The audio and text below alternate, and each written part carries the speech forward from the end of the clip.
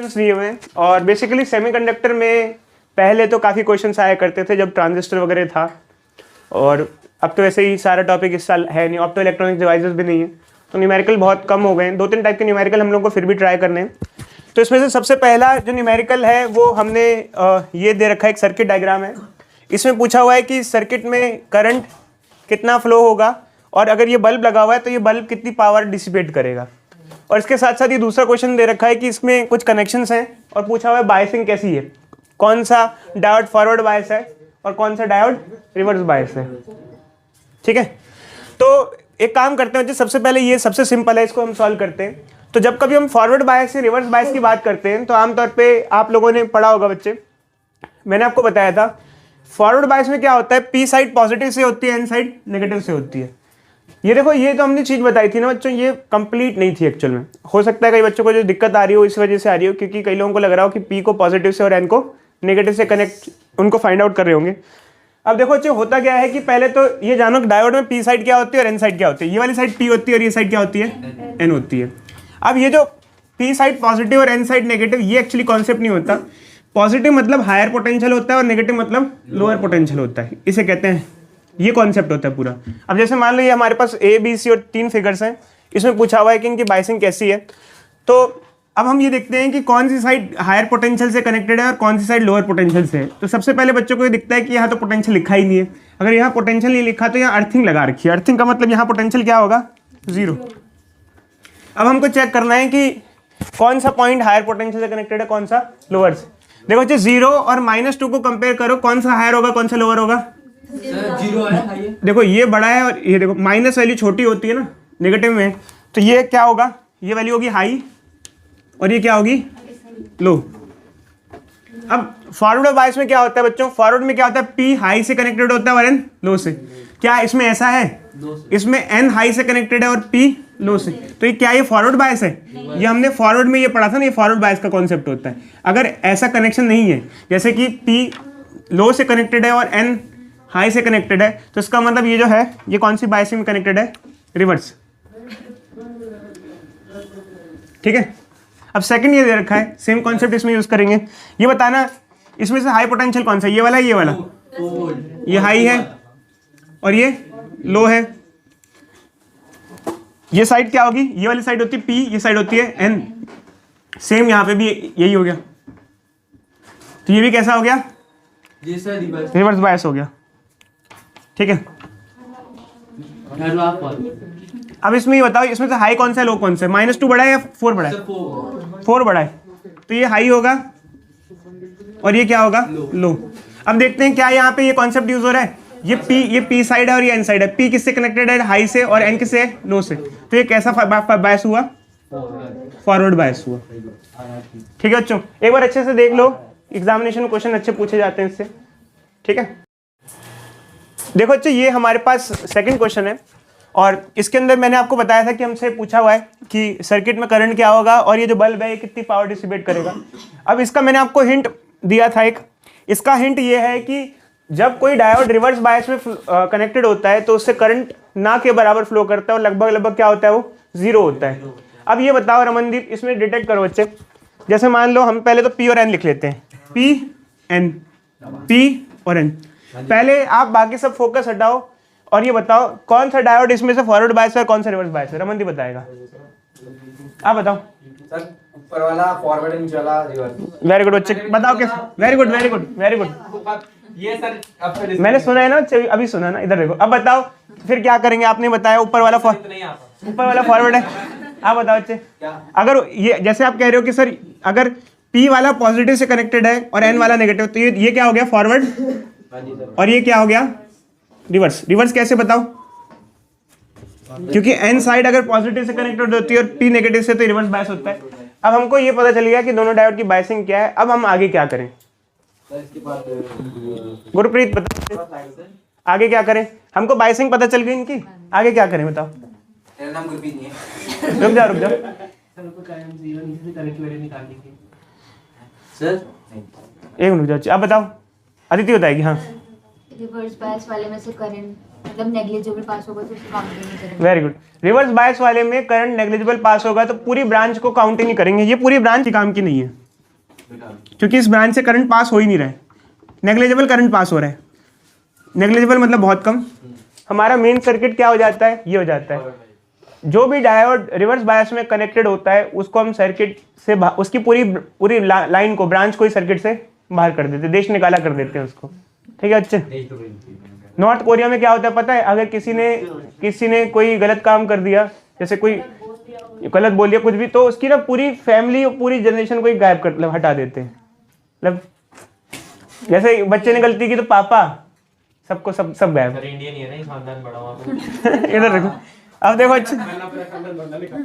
देखो अच्छे, अब सर्किट में करंट क्या होगा, करंट होता है net voltage by net resistance. Net voltage कितनी मिल रही है, सिर्फ कितनी है 10, और नेट रेजिस्टेंस कितना है, कितना रेजिस्टेंस लगा हुआ है, 10 और 10 20। अब इसके अंदर थोड़ा सा बच्चे एक बात बताने वाली भी अभी बताता हूँ आपको, ये क्या हो जाएगा 1/2। देखो क्या होता है, जब कभी आप नॉर्मली सीबीएसई में क्वेश्चन अटेम्प्ट करोगे तो आपको इसी तरीके का क्वेश्चन होगा। एंट्रेंस में क्या होता है, कई बार ना आपको ये डायोड का रेजिस्टेंस भी दे रखा होगा। होता क्या है, जब एक डायोड रिवर्स बायस में कनेक्ट होता है तो उसके थ्रू करंट पास नहीं होता है, तो जो डायोड होता है वो इनफाइनाइट रेजिस्टेंस ऑफर करता है। क्या करता है, मैं फिर से रिपीट करता हूँ, ध्यान से सुनना, ये बात बहुत इंपॉर्टेंट है। जब कभी एक डायोड रिवर्स बायस में कनेक्ट होता है तो अपने थ्रू करंट को पास नहीं होने देता, इसका मतलब करंट को अपोज करता है। क्या करता है, अपोज। इसका मतलब वो इनफाइनाइट रेजिस्टेंस ऑफर करता है। अगर आपसे कोई पूछे कि what will be value of a diode which is connected in reverse bias, तो आप कहोगे कि वेरी लार्ज, क्योंकि डायोड को जब रिवर्स बायस में कनेक्ट करते हैं तो अपने थ्रू करंट पास नहीं होने देता, करंट को अपोज करता है। करंट को अपोज करना ही रेजिस्टेंस कहलाता है, तो इनफाइनाइट रेजिस्टेंस ऑफर करता है। जबकि फॉरवर्ड बायस में जो रेजिस्टेंस की वैल्यू होती है वो फाइनाइट होती है। क्या होती है, कम वैल्यू ऑफर करता है। और हो सकता है क्वेश्चन में आपको किसी टाइम पर रेजिस्टेंस की वैल्यू दे भी दी हो, जैसे मान लो इस इंस्टेंट पे इस फिगर में मैं कहूँ कि ये जो डायोड है इसका रेजिस्टेंस इतना है, अगर मैं मेंशन कर दूं एक पर्टिकुलर टाइम पर, ऑल द बच्चे वैसे एक चीज बताऊंगा, ध्यान से सुनना, डायोड का रेजिस्टेंस कभी भी फिक्स नहीं होता है। होता क्या है कि आमतौर पे जब हम लोग 10th क्लास पढ़ते थे तो 10th क्लास में पढ़ते थे कंडक्टर है, इसका रेजिस्टेंस क्या है, फिक्स्ड है, डिफाइंड होता है। जो सेमीकंडक्टर डिवाइसेस होते हैं उनका जो रेजिस्टेंस होता है वो करंट और वोल्टेज के साथ ही चेंज हो जाता है। बच्चों हमें एक क्वेश्चन दे रखा है, ये जो क्वेश्चन है ये डायनेमिक रेजिस्टेंस से एसोसिएटेड है। अब देखो इधर देखो, डायनेमिक रेजिस्टेंस का कॉन्सेप्ट कहाँ से आता है पहले ये जानना बहुत ज़रूरी है। अगर आप कोई कंडक्टर के लिए वीआई ग्राफ ड्रॉ करते हो तो कंडक्टर के लिए वीआई ग्राफ ऐसा आता है, आईवी ग्राफ या वीआई ग्राफ स्ट्रेट लाइन आता है।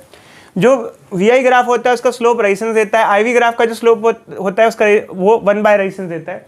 अब स्लोप से मतलब ये है कि जो ओम्स लॉ में हम ग्राफ ड्रॉ करते थे, अरे बच्चे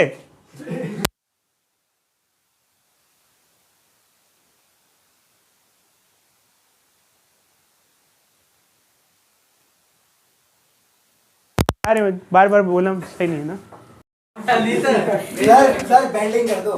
नहीं चलो इधर देखो बच्चे, इधर देखो,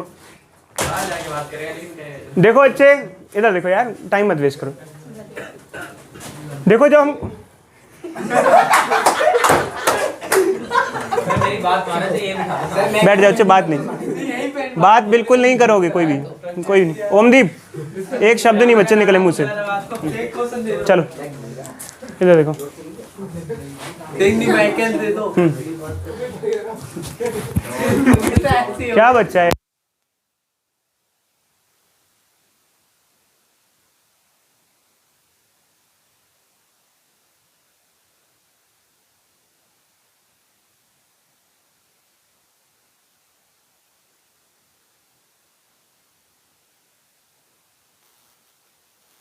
चलो देखो बच्चों, जब हम लोग कंडक्टर्स की बात करते हैं तो कंडक्टर के लिए जब हम आईवी ग्राफ ड्रॉ करते हैं उसका जो ग्राफ होता है वो स्ट्रेट लाइन होता है। तो अगर ग्राफ स्ट्रेट लाइन होगा तो ग्राफ का जो स्लोप होगा वो फिक्स्ड होगा। फिक्स स्लोप होगा तो इसका मतलब रेजिस्टेंस की वैल्यू क्या रहती है, थ्रू आउट क्या रहती है, कांस्टेंट होती है। मतलब कांस्टेंट का मतलब ये है कि वोल्टेज और करंट पे डिपेंडेंट नहीं होती। जबकि जब सेमीकंडक्टर में हम ग्राफ ड्रॉ करते हैं तो ये जो ग्राफ होता है आईवी ग्राफ, इसका स्लोप कैसा होता है, फ्लक्चुएटिंग स्लोप होता है। फ्लक्चुएटिंग स्लोप का मतलब क्या होता है, स्लोप चेंज हो रहा है। स्लोप का मतलब चेंज होने का मतलब ये है कि रेजिस्टेंस की वैल्यू क्या हो रही है, चेंज हो रही है। और इसी रेजिस्टेंस को हम डायनेमिक रेजिस्टेंस कहते हैं। क्या कहते हैं, डायनेमिक, क्योंकि स्लोप चेंज हो रहा है तो रेजिस्टेंस भी चेंज हो रहा है। अगर आपसे कोई पूछे कि आप कैसे जस्टिफाई कर सकते हो कि सेमीकंडक्टर्स में रेजिस्टेंस चेंज होता है, तो आप कहो कि सेमीकंडक्टर का जो आईवी ग्राफ होता है उसका स्लोप वेरिएबल होता है। कैसा होता है, तो रेजिस्टेंस भी वेरिएबल होता है, डायनेमिक रेजिस्टेंस होता है। डायनेमिक का मतलब ये होता है किसी भी पॉइंट पे निकालो तो आपको अलग अलग वैल्यू देखने को मिलेगी। यहाँ निकालो तो अलग मिलेगी, यहाँ अलग मिलेगी, यहाँ अलग मिलेगी। बट अब एक्चुअली क्या है कि डायनेमिक रेजिस्टेंस में आपको रेजिस्टेंस अगर निकालना भी है तो आपको एक इंटरवल यूज करना पड़ता है। क्या यूज करना पड़ता है? इंटरवल। इंटरवल मतलब जैसे मान लो हमने 2 पॉइंट्स ले लिए, ए और बी।